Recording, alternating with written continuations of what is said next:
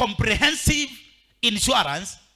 If the car cannot be repaired, they go give you a new car of the same model. It's the same thing Jesus did. He paid for you and gave you comprehensive from your sin. And that now, whenever you do anything outside, you are guaranteed that you come back. So the value will depend on the time it will take. And that value gives you an exchange of belonging to a new owner.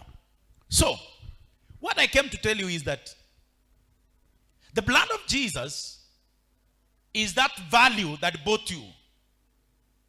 The blood of Jesus is that value that bought you. But I want to explain something because we really need to understand what this blood was. But before that, this price on a believer is Jesus. The price that bought you from where you are, is Jesus. Now, to take a believer outside Jesus, listen to this. To take a believer out of Jesus, you require Jesus to take him out. Hey.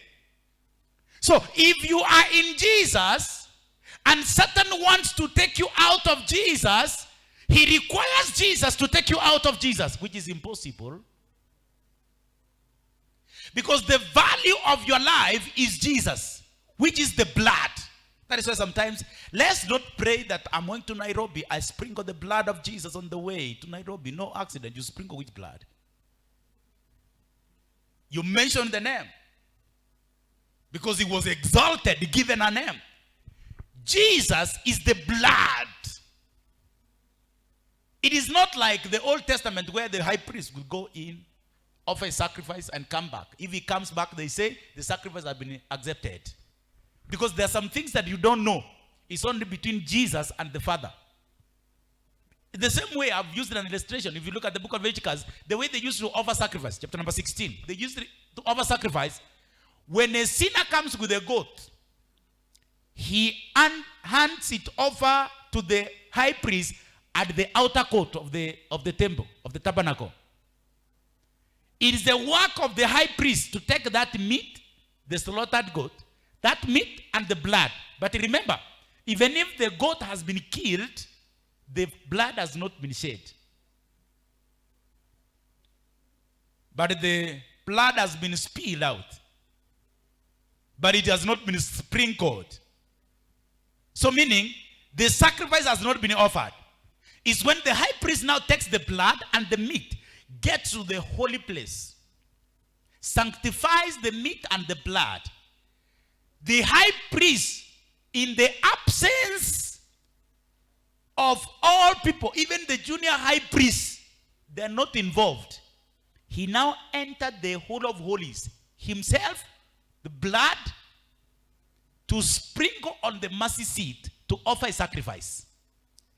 If that blood of the sinner is accepted, if the blood was for the community for them to go and fight, if it's accepted, the high priest will go out scot-free.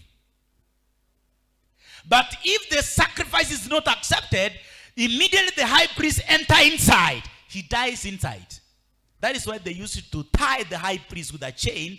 In case they wait for some minutes and he doesn't show up, they pull him out. Now, what happens between outer court and the Holy of Holies, no one has information apart from the high priest.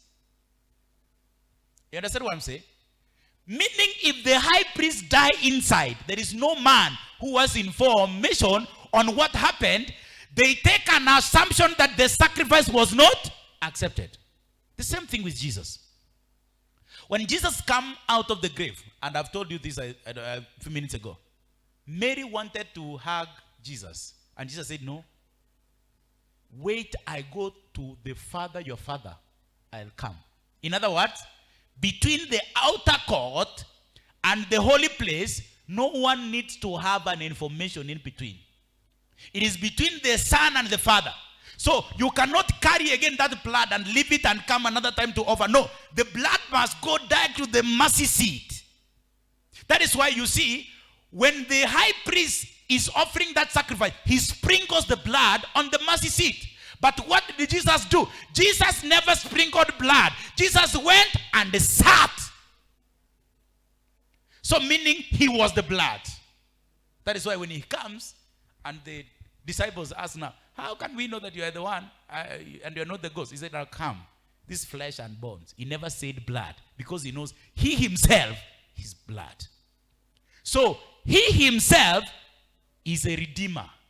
Because redemption is the price. And the price is the blood that paid for you. Meaning, the price of a believer is Jesus.